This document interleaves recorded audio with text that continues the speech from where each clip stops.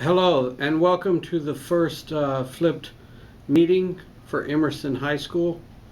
This is an effort to present information to the staff in a way that's expedient and that will allow you to go back and look at information and hear exactly what was presented and then be able to ask questions. The way we will conduct the meeting is I will give information, usually information from the leadership team meeting, information that the district has put out, and then information that I feel is important for everybody to know. I also will at times have some professional development that I can present on areas where we may develop an understanding or a need for some additional training in an effort to increase student learning here at Emerson. In any case, I want to start off by mentioning a couple of things. First, I'd like to congratulate our media specialist, Latasha McKinney. She was awarded a Donor's Choose for 2 projects. The first one that I'm really excited about is a memoir makerspace, and the second project is Books Against Bullying. Both of these I think are going to be great additions to our library, and I'm looking forward to seeing how Miss McKinney gets these going for our students in our school. So I'd like to congratulate her on being able to get those 2 projects funded. I also wanted to once again thank the King David Lodge number 50 of Oklahoma City, the Masonic Lodge that donated supplies to our school on Friday. It was a wonderful to see them come with truck load of boxes that had everything from binding paper, subject notebooks, and composition books, pens, index cards, etc. They just did a wonderful job, and I'm looking forward to the partnership that we're building with them. They've mentioned a mentorship program that they would like to get started, and I'm looking forward to hearing more about that and getting that going here in the future. I wanted to give everybody an update on staffing. Currently, we were able to get Ashley Larson, our financial secretary. She's being moved to the principal secretary position. That actually got put through today, and so I'm looking forward to having her as a full-time principal secretary. That's going to leave us an opening for a financial secretary, and I've posted that position, and we'll be starting interviews probably in the next week or so when I have applicants that have put in for that position. I'm also going to interview an art teacher to see if we can get our vacant art position filled. I called someone today who's a fully certified art teacher, and I'm going to be interviewing her tomorrow. So I'm looking forward to talking to her. Our bilingual aide is in the process. She had to go do her drug test, and she should be getting that done today and moving forward with an onboarding date. And as soon as she gets onboarded, we'll have an additional bilingual aide. And currently, that's all the positions that I have. There's a couple positions in the daycare that are left open, but I'm not in charge of hiring those positions. Cindy is going to be Miss Kashore's principal secretary, so she's not going anywhere. She's just going to be changing her duties a little bit, and that will facilitate some of the work that needs to be done. At leadership meeting today, we were able, and one of the things that I want to do is if you have activities and there are events that need to be approved and put on the calendar, We're going to be doing that in the leadership meetings from now on, and that's one of the first agenda items. So there were about 5 dates that were approved today for senior class meetings, so we were able to do that, and we got those dates approved, and they are now on the calendar. And you can actually go to the website, the district website for our school page.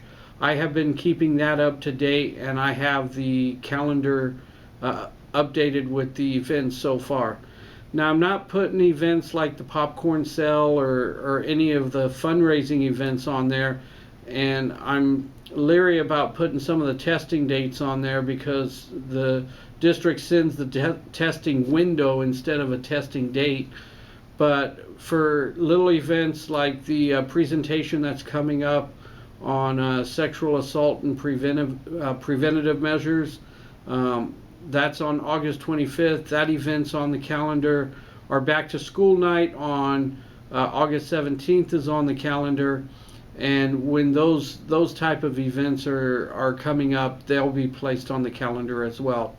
I'll also try to update all the district days off and professional development days, so that you have a handy place to go look for it in case you can't find a printed copy of the school calendar. The other thing that we talked about on the leadership team was about discipline. And right now, Mr. Doss, Big Larry out in the front, he's going to continue to be our front line of intervention for our students who may be having an issue with one another, or just may be coming into the school with some type of an issue. He's going to be able to intervene at that time, and most of the time he's able to calm the situation down or get it to a point where it's not going to blow up out of hand. And that's our main goal, is to help these students to resolve conflicts in a peaceful manner. Now, if Big Larry thinks that a child needs to, or I'm sorry, that's my fault, I don't want to refer to them as children, a student needs to go home, then he needs to talk to one of us administrators, either Mr. DeFriend or myself, and we will make the determination as to whether that student goes home, and we will take care of the attendance issues at that time, whether it be a office intervention or it's a matter of placing the student in a short-term suspension type setting.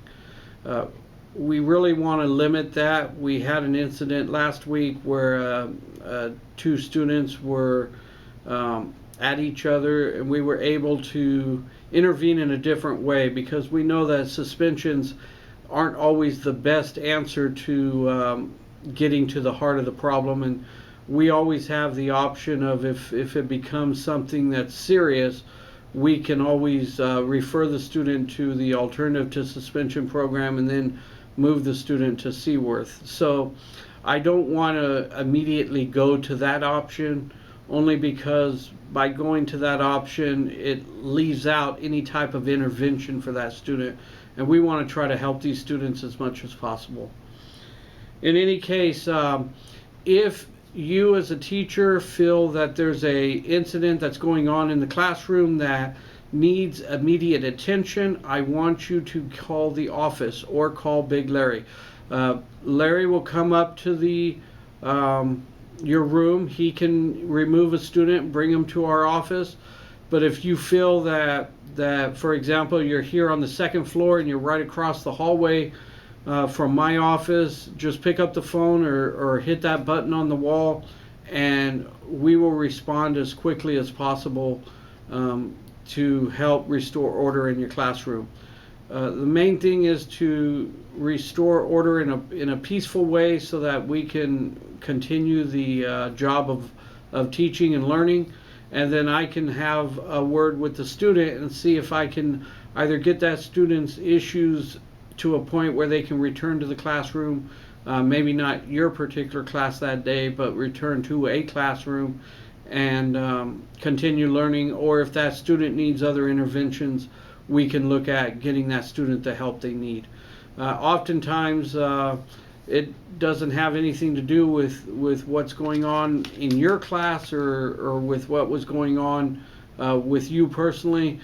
Sometimes the student just isn't understanding whatever the situation is, and we need to help them. So that's what we plan to do.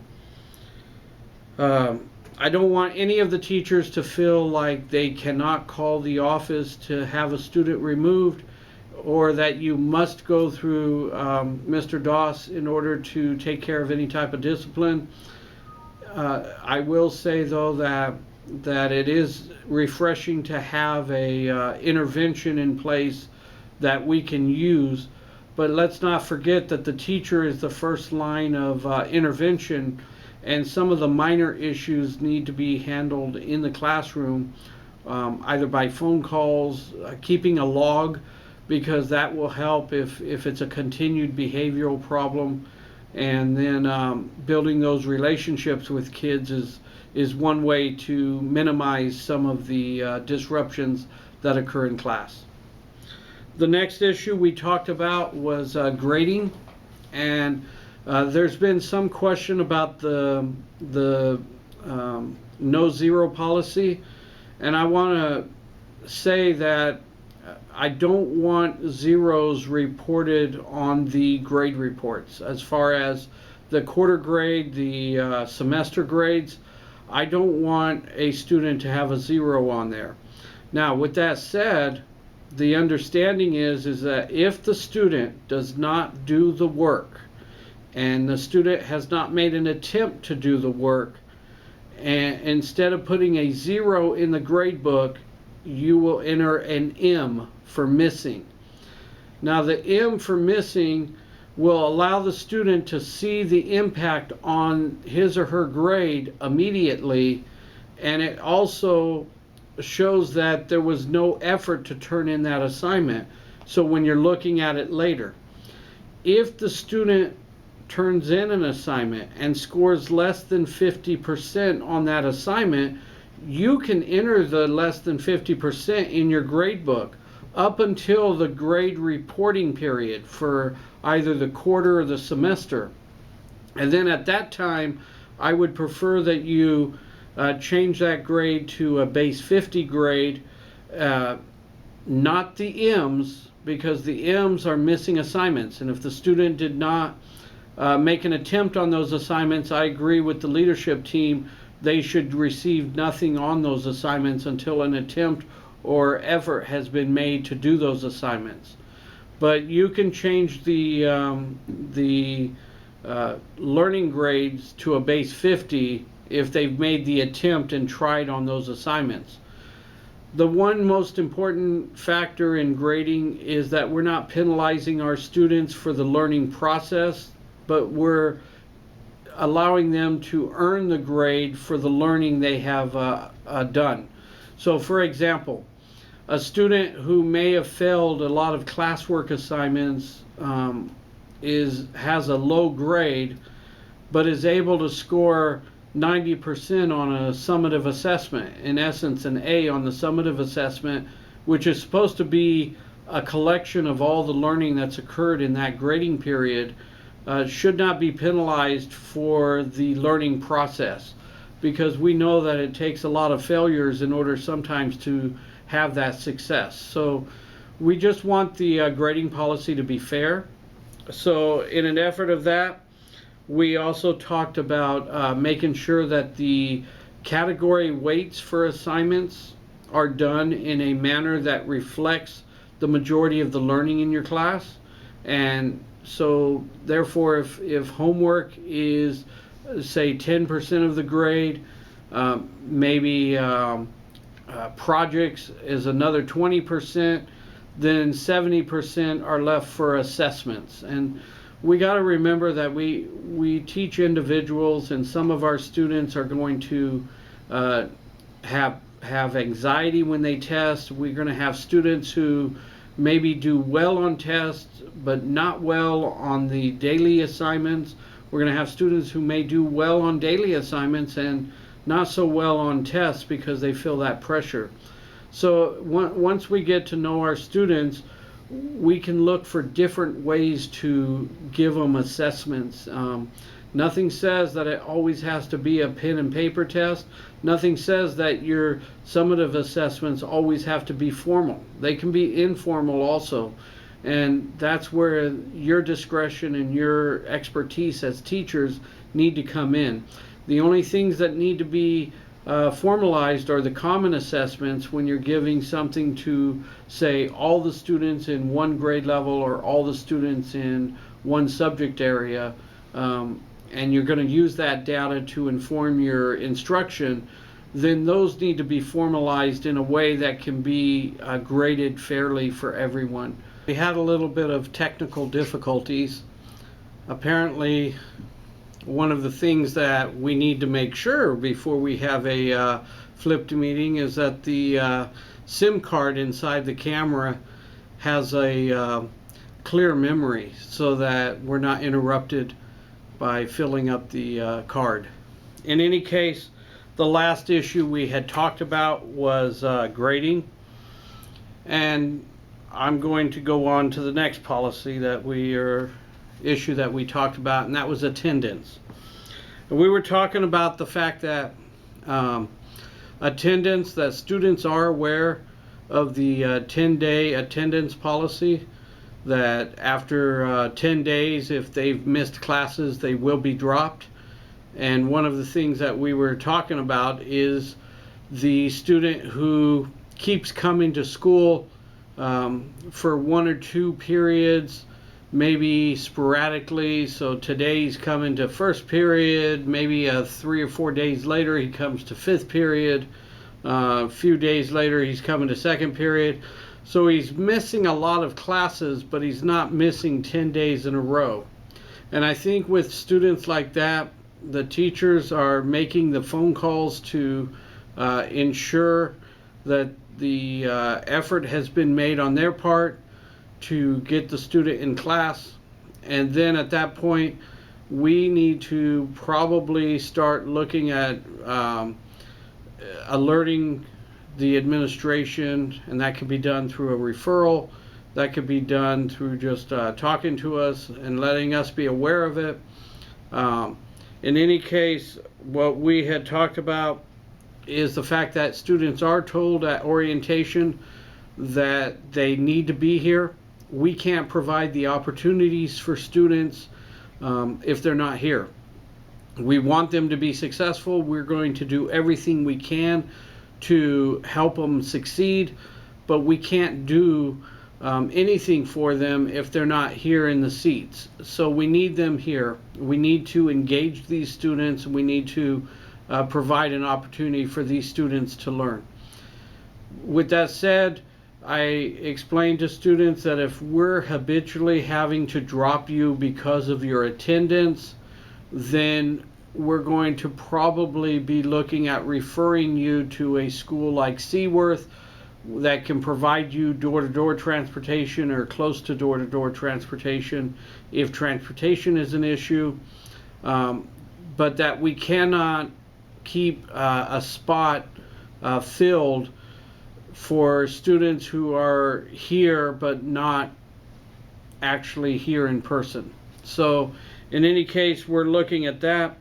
The question was brought up about no credit, and we know that the students in say Capitol Hill, Northwest Classen, U.S. Grant, if they've missed over 20 days of class, they would receive a no credit for those classes because they've exceeded what the state allows for missing classes. The only exception to that would be students who receive 90% or more in that class. They are able to receive a grade in that class. And then the ones that appeal or have special circumstances can write a letter to the administrators, and usually a committee sits down and looks at their situation. Here we're looking at maybe an internal policy to reduce the grade requirement from 90% to 85% internally here. And again, having to look at those situations on a case-by-case basis. We know that our kids are coming to us with all kinds of situations. Sometimes it's through no fault of their own that they're missing. The ones who are habitually missing are not going to be the ones that this program will help.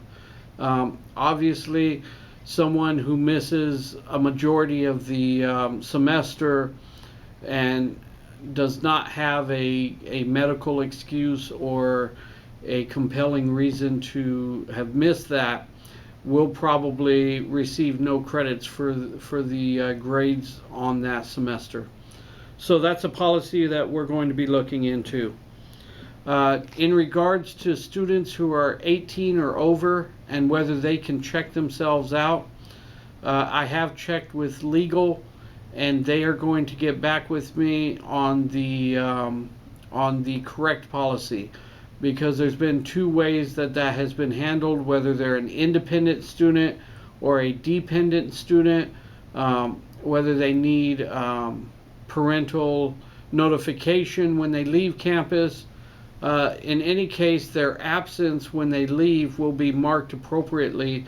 So for example, if they're leaving for convenience, they're just saying, you know what, I'm done for the day, I'm leaving, then they should be marked as truant, absent, unexcused. If they've actually got a doctor's appointment or their child has a doctor's appointment, then with the proper documentation, they could be marked as left early, or they could be marked as excused. In any case, we want to minimize the effort of students leaving campus. Again, we can't provide those opportunities for students if they're not here for them. In any case, that's the gist of our meeting. Hold on one second, please. Hold on.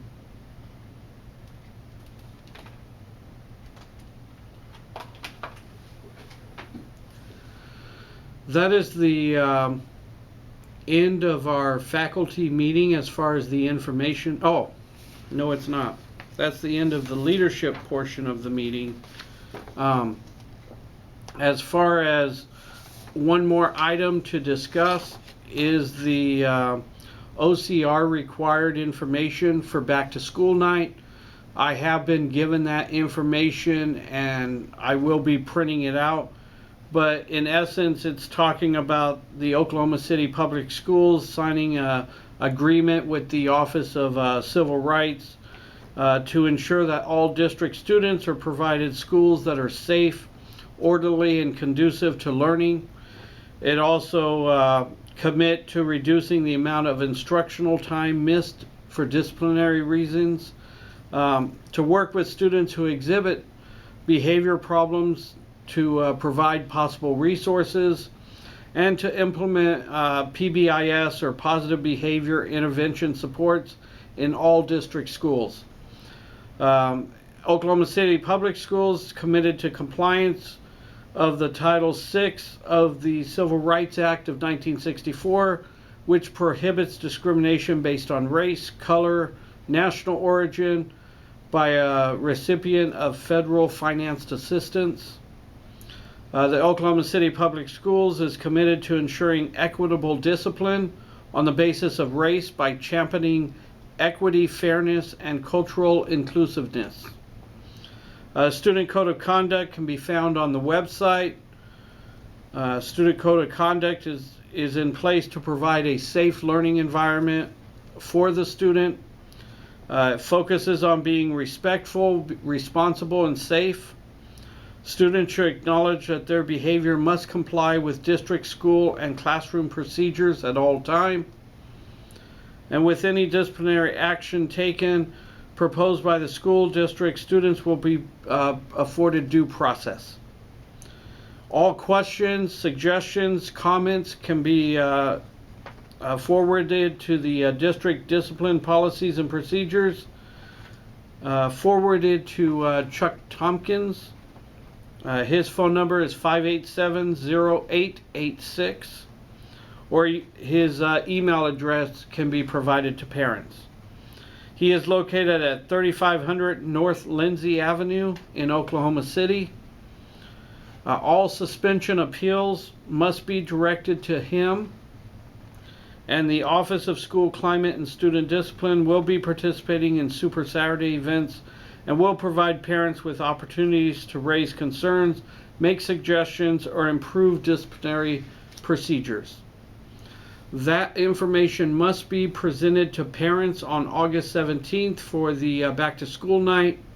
I will have printouts of this information for you in your mailboxes in the next couple days. All right, that's the end of our meeting. This was a flipped meeting, so what I expect is that I'm going to send this out today. Hopefully you'll watch it, and then tomorrow morning when we meet as a staff, we'll go over it and just have to answer questions related to any of the issues that were brought up in this staff meeting. I think that future staff meetings will be in this type of a format. If you like it, hopefully you'll agree that this is a better way of valuing your time and making the staff meeting not a place where you're just sitting and getting information, but here you've gotten the information, now we can discuss it and look for ways to improve the school to make it better for our students.